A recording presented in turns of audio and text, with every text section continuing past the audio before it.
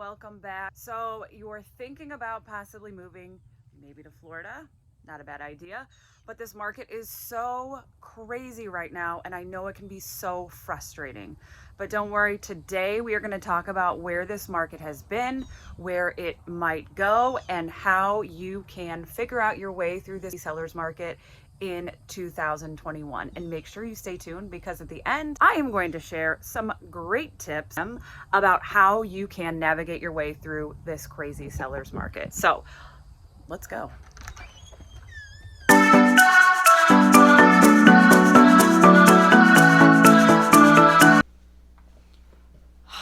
Okay, got my coffee ready to go. Am I the only one that drinks it with a straw? I think I just like to keep my teeth whiter, maybe, perhaps, I don't know.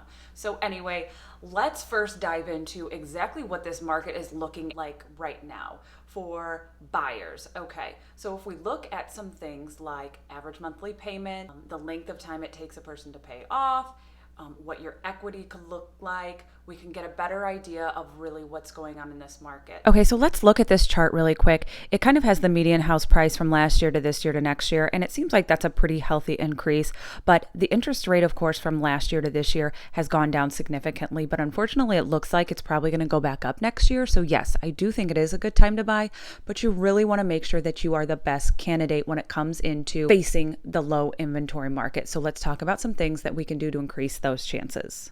Now that we've examined the market a little bit to see what that's all about, if you decide that now is the time that you need to buy, let's talk about some quick tips to help you really navigate through this crazy seller's market. Number one, you need to make sure that you are accepting current market realities. You have to be ready for some competition out there. When houses go up, it says a matter of 17 days, but really we're looking at a matter of a day, a couple of days when multiple offers start going in. So you just have to really be ready to move fast when you find something that you love. Going through the underwriting process before you make an offer is something that is very important and will help you be a viable buyer in the running, basically. So make sure that your offer is aggressive enough to stand out, but not too expensive for you to. All right, number two is, it's kind of a realization. It's realizing that cash is king. That is the best viable option for all sellers, and getting through a quick close deal is better for all parties involved, and most likely that's going to be the one that's accepted.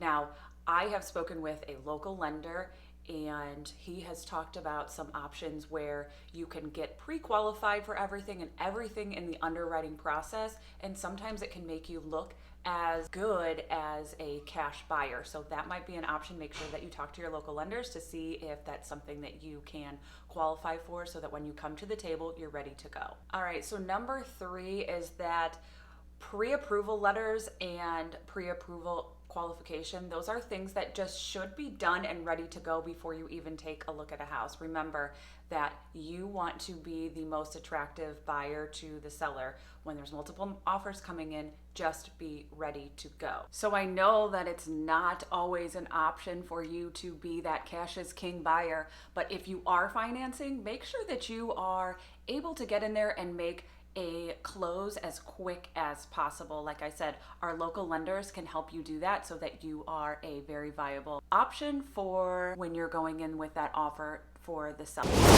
Number five is very similar to what I'm having to do right now, and that is to be flexible. You can hear my daughter upstairs and she's making a little noise, so it's a little bit distracting. So number five is to be flexible with contract terms. Paying for items that are charged to the seller, like the home warranty and the title fee, are always going to be more attractive for sellers when you're coming in with a good offer. All right, and number six, you need to make sure that you are working with a professional. Do understand that your local realtors are in and out of this market every single day, and they really do know what's going on. Just get with someone that you can trust so that they can help you get the best possible deal. And as always, thank you for joining and listening. I hope that you got some value out of this. And if you have any other questions about navigating your way through this market, this crazy seller's market in 2021, make sure you put it down in the comments, and we would love to do another video and talk about those things that we are seeing out here today. So thanks again for joining. Thank you as always for subscribing, and I am sure that I will have some outtakes to share with you. Thanks for joining, and we will see you next time. Trying to film a video when your children are upstairs running around. Have to try again later.